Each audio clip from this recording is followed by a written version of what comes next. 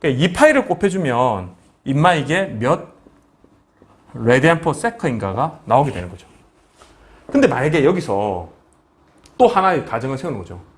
그러니까 관찰을 통해서 주기를 따지고 그 주기를 역수로 취하면 헤르츠가 나오고 거기에 이 파일을 곱하면 어떤 주파수 돼요. 이게 이제 고유 주파수라고 하거든요. 고유 주파수. 한 번 했을 때 지가 출렁거림이 일어나는 것이 라디안 퍼 세컨으로 바꿀 수 있단 말이에요. 근데 이게 결국 뭐였지?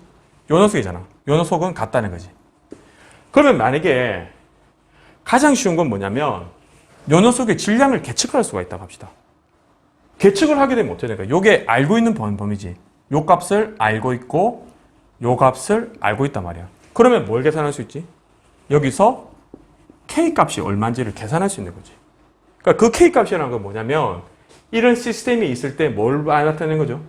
요 낭창낭창한 이 줄자 있잖아요. 이 줄자를 등가적으로 스프링으로 나타냈을 때 스프링의 개수가 얼마인지를 알 수가 있는 거지. 물론 여기서 더 나갈 수도 있어요. 자, 여기가 K 이퀴valent가 요 값이 됐으니까 여기 넣고 길이 잴 수 있잖아. 재면은 영수 모듈러스. 그러니까 예를 들면 이 재료가 뭔지 알면 이 값 알 수 있거든. 그러면 단면적이 얼마인지도 우리가 역으로 추측도 가능한 거지. 이해가 되십니까? 그래서 이런 관계들. 계측장 데이터를 바탕으로 위험 주파수 대역을 찾고 그 주파수를 라디안 퍼 세컨으로 바꾸고 그러면 이제 오메가는 알게 되고 질량은 우리가 뭐 시편이 뭐 예를 들어서 200g이니까 200g을 넣으면은 K 값을 계산해낼 수가 있는 겁니다. 이해가 되시겠습니까? 그렇게 돼서 그러면 이런 현상이 그러면 얘가 뭐냐면 아까 위험 주파수 했잖아요. 위험 주파수. 어쨌든 그 헤르츠가 나왔으니까 예를 들면 이게 10헤르츠다. 자, 10헤르츠라고 가정합시다. 10헤르츠 되면은 우리는 이제 이 시스템을 가지고 이게 실제 시스템인 거죠. 이거는 등가니까 이게 실제 시스템이라고 했을 때 어떤 일이 벌어지냐면 여기서 외부에서 힘을 주는 거예요. F를 주는데 FT를 주는데 여기가 사실은 이제 FT가 그러니까 F 오메가지. 그러니까 주파수로 준다고.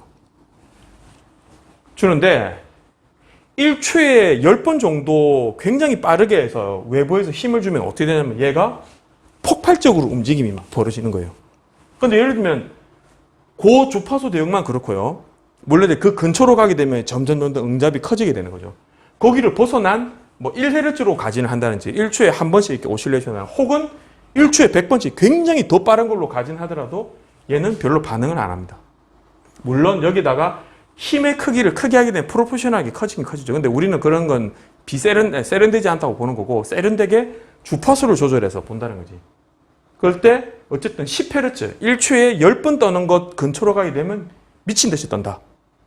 그래서 그걸 갖다가 실험적으로도 관찰이 가능한 거예요. 이해되시겠습니까? 그래서 이와 같은 것을 통해서 우리는 뭘 할 수 있냐면 외부에서 측정된 타임 영역의 데이터를 가지고 이 시스템이 등가적인 스티프니스도 계산할 수가 있는 거죠.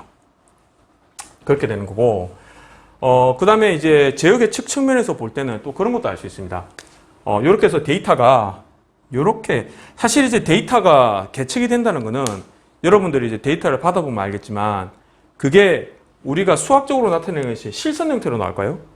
그렇지 않습니다. 실선 형태로 나오지 않고 이런 식으로 이사라는 값을 측정합니다. 그러니까 컴퓨터가 측정할 때 얘는 우리가 명령을 하는 거죠.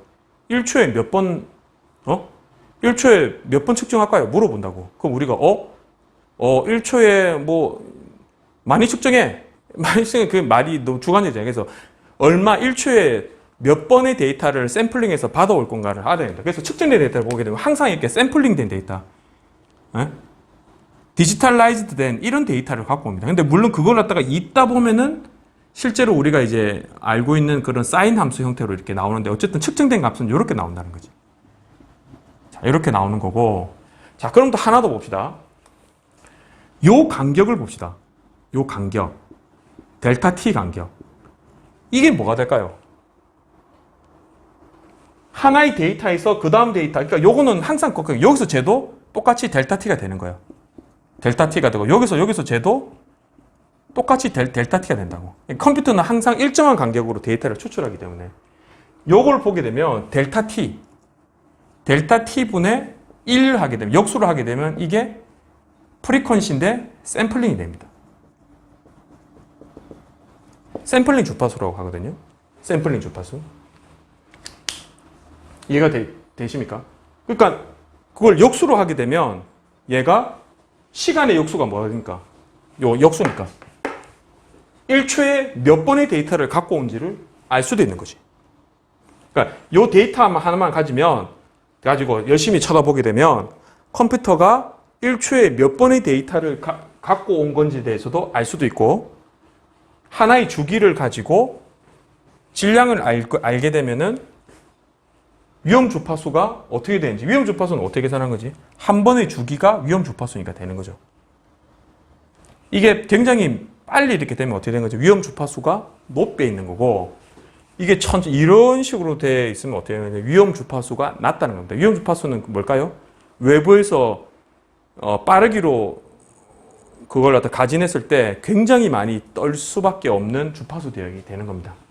물론 이게 왜 그러면 그때 미친 듯이 떨게 되는가는 나중에 이제 진동 시간이나 아니면은 거기서도 배워요. 공업수학 1에서도 분모가 0이 되거든요. 분모가 0이 되는 주파수가 되기 때문에 0분의 무한대가 돼가지고 0분의 어떤 숫자가 돼가지고 무한대로 가기 때문에 언스테이블하게 되는 시스템인데 어쨌든 그렇습니다. 그래서 뭐 그러니까 역으로 가는 거지. 그러니까 여기서 이렇게 가는 거는 시스템 모델링이라는 관점에서 시스템 모델링을 하는 것이고요.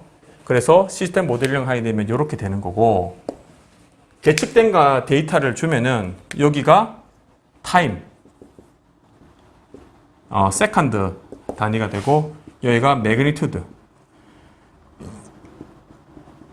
보통 계측된 건 뭐죠? 보통 G값, 가속도 값이 G값이니까, 혹은 뭐 메터 퍼 세크 제곱이죠. Y축은 메터 퍼 세크 제곱 혹은 G값이 Y축이 되는 거고, X축은 타임 데이터가 되는 거죠. 이걸 가지고 위험 주파수가 뭔지를 찾을 수 있고, 이퀴버런트 등가 스티프니스가 얼마가 되는지도 알 수가 있을 것이고, 뭐 등등에 대해서 알 수가 있습니다. 그래서 그러니까 만약에 요 위험 주파수를 높이고자 할 경우는 어떻게 될까요? n분의 k니까 스티프니스 크게 하면 돼요. 스티프니스를 어떻게 크게 하면 되지?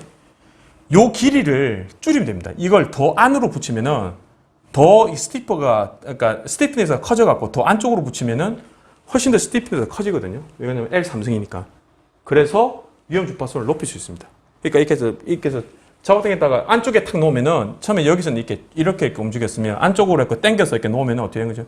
이렇게 되게 빨리 떠는 거예요. 그럼 만약에 이걸 갖다가 더 멀리 있다. 넣으면 더 천천히 떠는 게 되는 거죠. 혹은 또 뭐가 있었죠?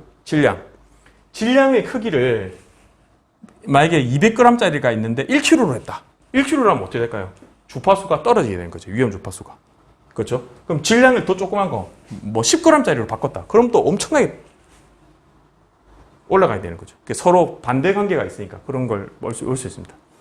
그래서 뭐 기초과학 실험 같은 걸 보게 되면 이렇게 두 가지 케이스로 하는데, 스티프니스 똑같은 질량 200g짜리를 놓고 스티프니스가 큰 경우, 스티프니스가 작은 경우에서 이렇게 외부에서 가진을 줬을 때 그거의 변화량들을 이렇게 보게 되거든요. 그래서 이제 제가 이제 뭐 데이터 같은 걸 이제 제공하시면 여러분들이 거기에 대해서 답변을 갖다 쭉 하시면 되겠죠. 아시겠습니까? 실제로 계측할 때는 이렇게 되는 거죠. 여기가 이제 G가 되는 거지. 움직이지 않는 게 G가 되고, 요 밑에 이제 가진기가 붙어갖고 요 지그 자체를 떠는 거지. 막 떤다고. 떨게 되면 얘가 떨 때 그 위험 주파수가 되면 얘가 이제 미친 듯이 떨다가 위험 주파수가 아닌 떨림으로 이렇게 프리퀀시로 오게 되면 잘 안 떨리게 되는 뭐 그런 걸 갖다가 관찰할 수 있습니다. 예, 이것으로서 이론적 수업도 마치도록 하겠습니다. 고생했습니다.